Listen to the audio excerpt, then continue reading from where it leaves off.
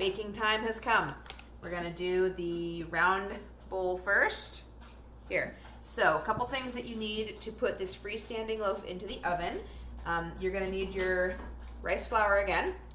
You're gonna need some sort of cutting tool. If you have the bread lame, it is just a razor blade on a special handle that makes it really easy to manipulate and curve.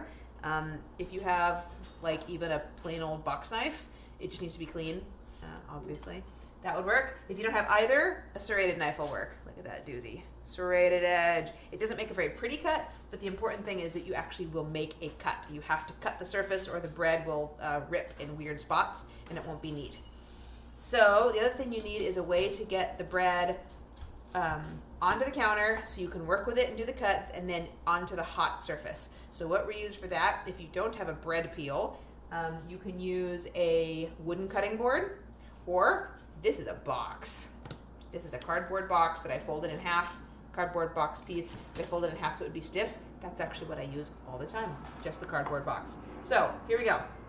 You're gonna take your boule there and sprinkle it with the rice flour, the rice, ground rice, because we are going to need it to slide freely and easily without sticking.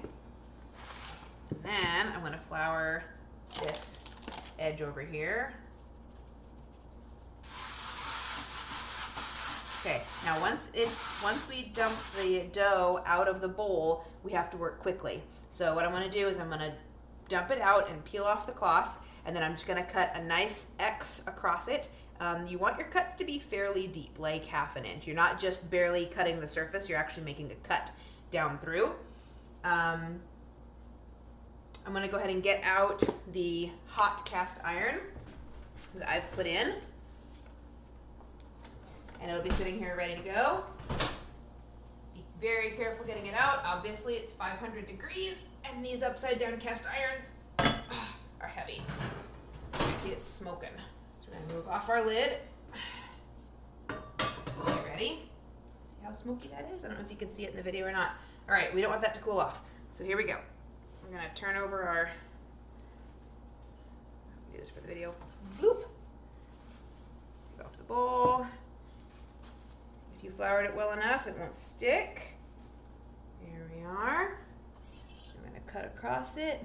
It will stick because this is a very wet dough. Just do the best you can. Sometimes I kind of have to get a little hacky with it. There's one.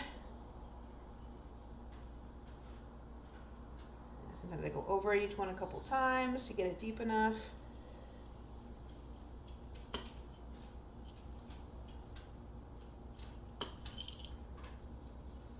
You need it to split, so this is where it will rise and it won't split the skin. Pick you up real quick. There we are. Okay, now we'll just slide them straight off. Make sure it jiggles first.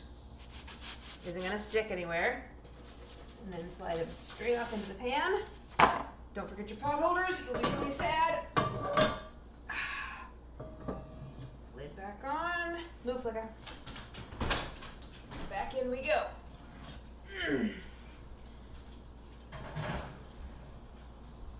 Make sure the lid's lined up. You want to catch the steam. The point of the top is to keep the steam that's going to evaporate out of the loaf in the container so that it will steam itself. All right, so go ahead and drop it down to 425. And you want your first timer to be for 20 minutes.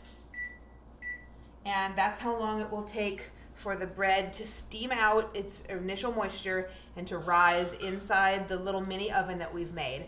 After that, it will be done steaming out and we want it to brown. So after 20 minutes, we'll just take off the top and keep it back in for another 20 minutes, and then it will be done.